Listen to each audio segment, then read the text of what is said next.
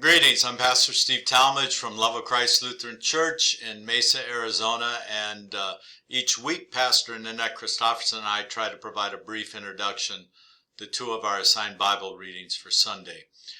In this lesson we're going to take a look at Ecclesiastes 1 verse 2, 12 to 14, and chapter 2 verses 18 to 23, which is the Old Testament reading first lesson assigned for Sunday, July 31st, 2022.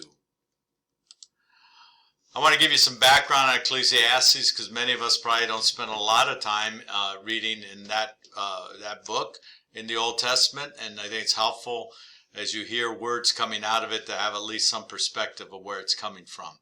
So first, it's one of the latest books to be written in the Old Testament.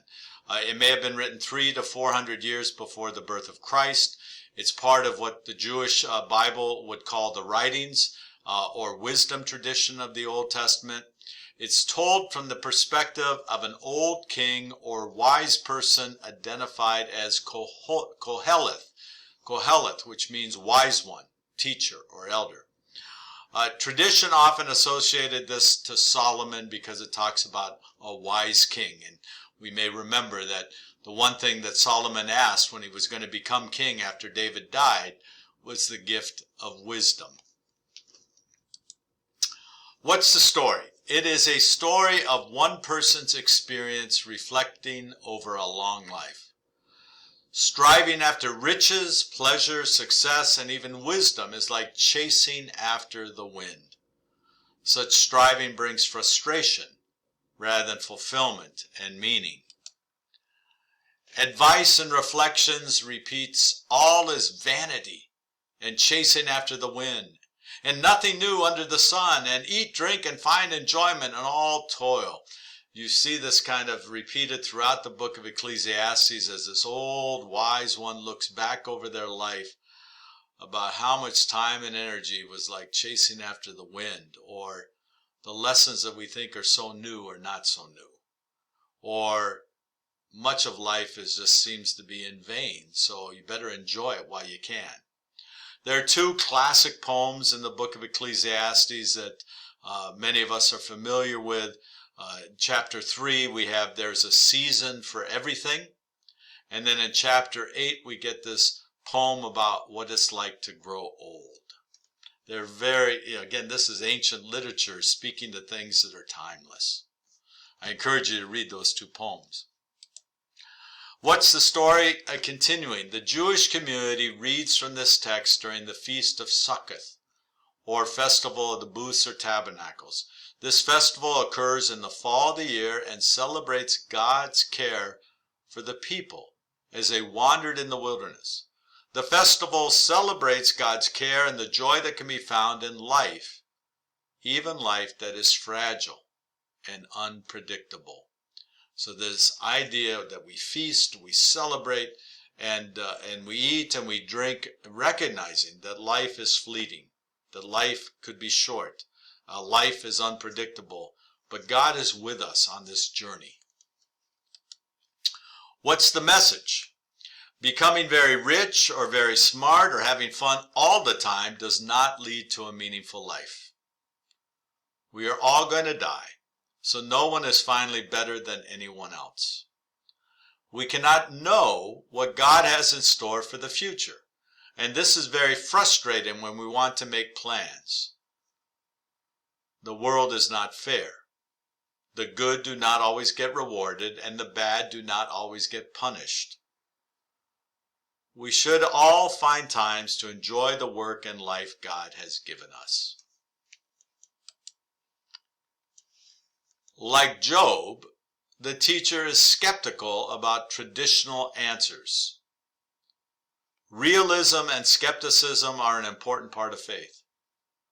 Once people discover they cannot find meaning on their own, then they can leave such matters to God and learn to find pleasure in the simple living of life. This is really probably one of the key parts of the message of this book.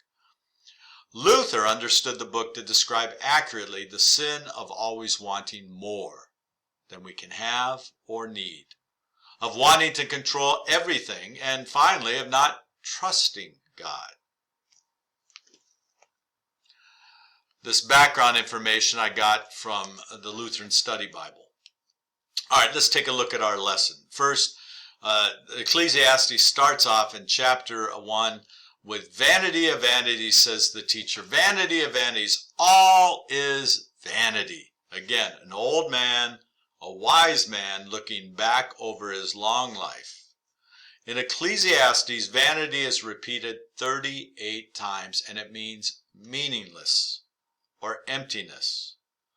In Hebrew, the word being used here means vapor or mist, suggesting something that has little substance and disappears quickly.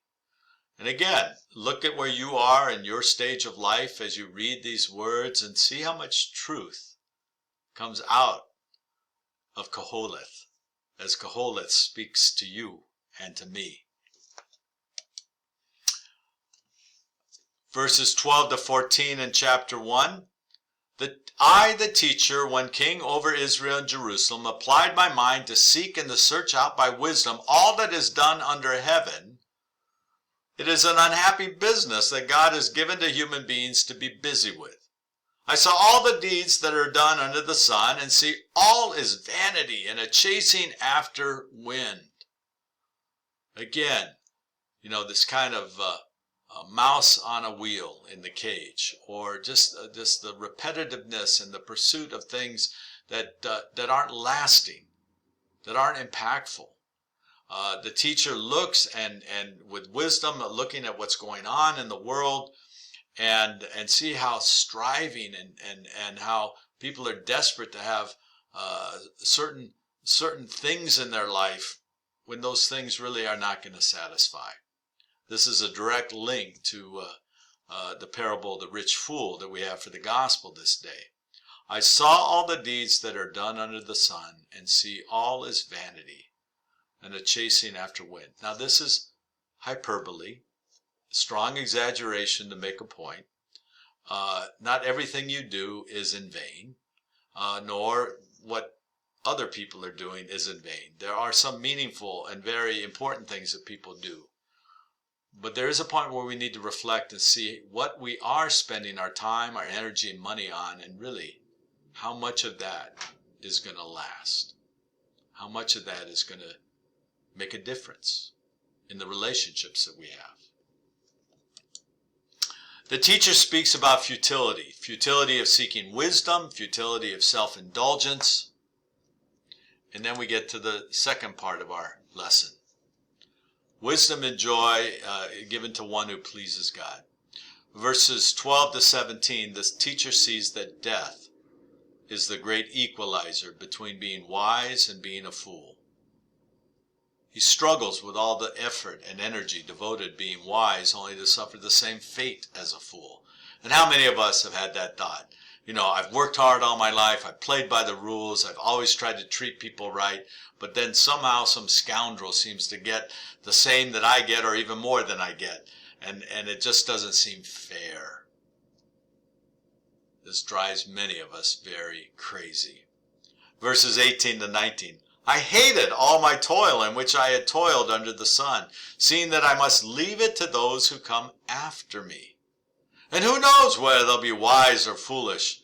Yet they'll be master of all for which I toiled and used my wisdom under the sun. This also is vanity. So I have this old man looking into a mirror to his younger self and thinking about, I've lived this life, I've done what I've done with this life, and it's going to come to an end. And what I've accumulated, what I've achieved, what I've, demonstrated with my life and all of that, it's going to be over.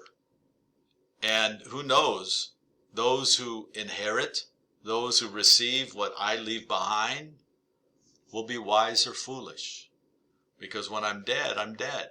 And I'll have no control over what they do with what I leave behind. So we have this kind of reflective thinking that maybe some of us have gone through or will go through as we approach closer to the end of our life and think about children and grandchildren or business associates or others. I asked the question, how have you experienced the truth of what the teacher is saying in this little passage? In verses 20 to 23, so I turned and gave my heart up to despair concerning all the toil of my labors under the sun, because sometimes one who has toiled with wisdom and knowledge and skill must leave all to be enjoyed by another who did not toil for it. This is also vanity and a great evil. What do mortals get from all the toil and strain with which they toil under the sun? For all their days are full of pain, and their work is a vexation, and even at night their minds do not rest. This is also vanity. How many conversations I have had with people who've been in a family business, or they've had a small business, and they've labored hard to develop something of significance. They've had financial success. They've had a great reputation. And maybe they have children or grandchildren that go into that business, but this reality of staying up at night, worrying about the mortgage, worrying about employees, worrying about how do I keep this all going and going and going.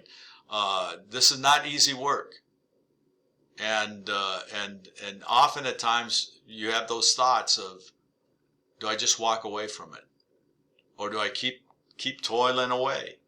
And for anybody who has been an entrepreneur, anybody who's built their own business, anybody who's run their own business, anybody who's had to manage people, you know that strain and that toil, and you know how easy it is to not rest at night because you're conscientious, you're concerned, and you really want to make a difference with the life that God has given you. So I ask, how have you possibly experienced these words from the preacher, the teacher, the king, the wise one? Learning to find enjoyment in the moment. Verses 24 to 26. There's nothing better for mortals than to eat and drink and find enjoyment in their toil. This also I saw is from the hand of God, for apart from him who can eat or who can have enjoyment? For to the one who pleases him, God gives wisdom and knowledge and joy. But to the sinner he gives the work of gathering and heaping, only to give to one who pleases God. This also is vanity and a chasing after wind. Again, the teacher here is reminding us that it is good to celebrate the now, to be present in the moment, and recognizing that all that we have, everything that we have, is from the hand of God. The bread we eat, the breath we breathe, all of that has been given to us for our enjoyment, to be celebrated, to be shared, and to recognize that if all we're doing is work, work, work, we're missing why God made us.